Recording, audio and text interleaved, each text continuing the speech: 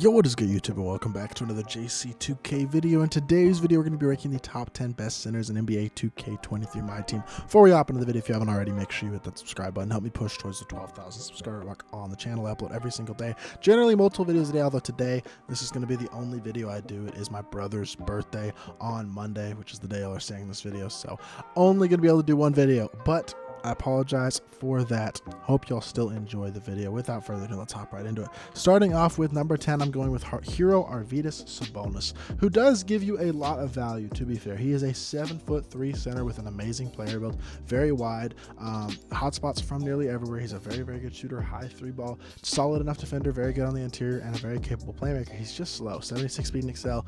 With that being said, if you put a speed shoe on him, get a coach to boost speed as well, you're going to get that up into the mid to high 80s. His release is pretty bad, I will say. It's probably the worst release on this list as well, so that's a problem. But movement is not great, but it's not horrific. He does have quick drops. The size is super valuable, and he can shoot. I just don't like his release. But the size is still super valuable. He's a great interior defender, and I mean, you just can't undervalue 7'3". So he still comes in at number 10, despite the fact I don't love the card.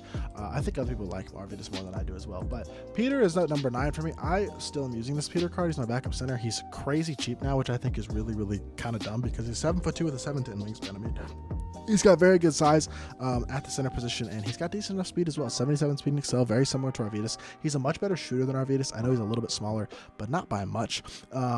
He does have great defensive ability on the interior, still competes against Yao and Tanaka pretty well, and I love his release. Does not move well, but he does have quick drops. That's okay that he doesn't have any good playmaking because he doesn't really need to have that playmaking. He gives you a really nice budget Yao taco stopper who also has elite level speed and is a really, really good option at the center position. Sorry, not elite level speed, an elite release, especially for a big man, and I think he's a really, really good card still. Dikembe Mutombo comes in at number 8 for me. Dikembe is honestly kind of similar to Peter in some ways in that he's also 7'2". He's got not quite as good of a wingspan, but has a very, very good release as a big. He's more versatile defensively than Peter, and he's faster than Peter, but his release is very good, similar to Peter's. Honestly, player build wise, I actually think Peter might have him beat just slightly, but Dikembe does move better. Doesn't have quite as good dunk animations, but that's okay. He's a really, really good defender, versatile with a nice release and great size at the center position. Still a very, very good card for sure, as is Kristaps Porzingis coming in at number 7. Really, we're getting to the point where it's just all these positions are becoming super deep. We got great cards like KP, Dikembe, and Peter that are through the back half of the top 10 that are still very, very good competitive level centers. 7'3" with a 7'6" wingspan, hotspots from everywhere, 30 hops include elite shooting badges, great playmaking, and great defensive badges. No defensive or playmaking hops, but that's okay. He's got the finishing, the shooting, and the defense. He's got decent enough speed, especially for a 7'3" player. 87 speed and excel is really, really good. 90 standing and driving dunk is great. 94 interior, 95 block is awesome. The release is really, really good. Normal leaner, ImJustIsaac style.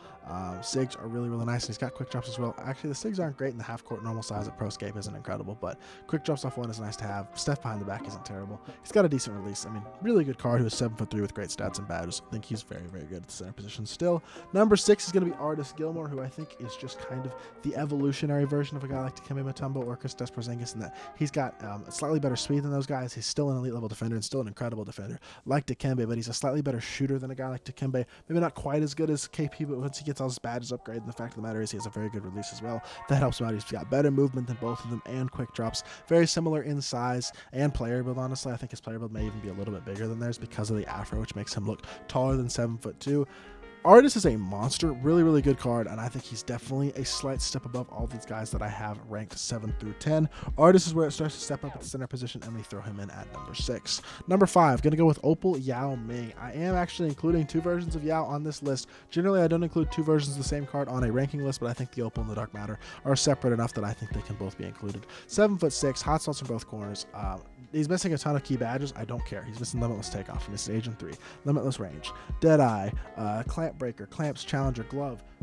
Don't care. 95 interior, 92 block. Got 80 speed on a 7'6" player and can shoot a 3 with a decent release. His release isn't great, but it's good enough. It's smooth and easy to green.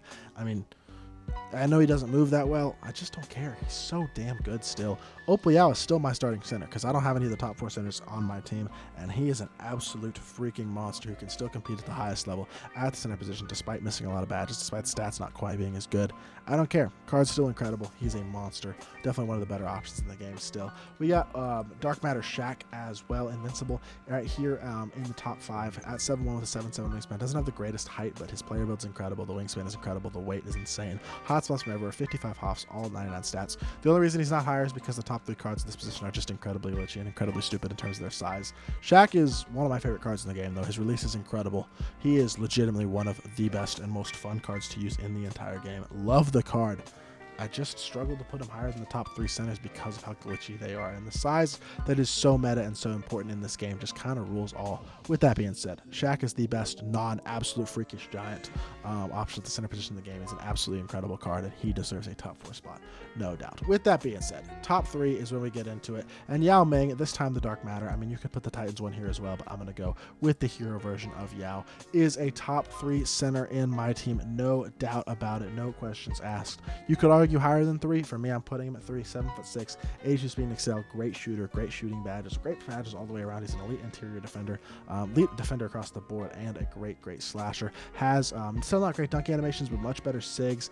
Release that is now on very quick instead of quick. He is a absolute dog who's still 7'6", still an incredible glitch in terms of his size, but now has much better stats and badges and significantly better animations as well to top things off, and is an incredible card, top tier option at the center position in the game. And you could argue him higher than number 3. But I like Rick Smits a little bit more than I like Yao Ming. I'll be honest. He is 2 inches shorter at 7'4", but he's still got an incredible player build. Still has an elite level wingspan. I know he's got no 3-point shooting hot spots, but that's okay. He's got 81 speed and excel and an 84 shot 3 as a 7'4" player. Can get every single key shooting badge is missing and badges across the board. So like Agent 3, Deadeye guard up, limitless range, slippery off ball handles for days, things like that. If you want to add them to him, he is super complete. Still an incredible interior defender, and his release is the best big man release in the game in my opinion. At least for a guy who's 7'2" or taller. Love Rick Smits' release. He moves well, he's got quick drops, but the release is the icing on the cake, especially for a guy who's already 7'4". Rick Smits is an absolute god. Hope you're lucky enough to get him from RNG this season. I have not been able to do so yet, although I haven't played that much of 2K this season, but Smits is a god, and he deserves a top 2 spot in my opinion. But number 1 was never in a doubt. It's going to be Manute Bull. I think we all knew it was going to be Manute Bull. I don't think this is a surprise. He's the best card in the game, and it's not particularly close. He's 7'7" with an 8'5" wingspan, so he's the biggest card in the game. Not only is that the case, he's got hotspots from everywhere, and he's got a great release, and he's got incredible stats. He's basically a better statistical Yao with better size and better animations, a better release, better movement. He is just a better version of Yao Ming across the board in every single way. He is an absolutely insane card.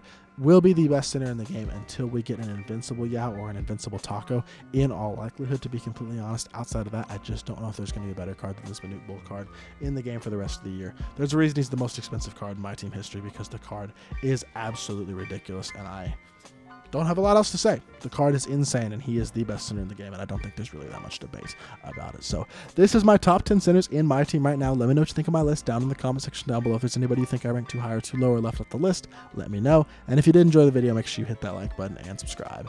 I'll be back with more 2K content very soon, and I appreciate y'all. Peace!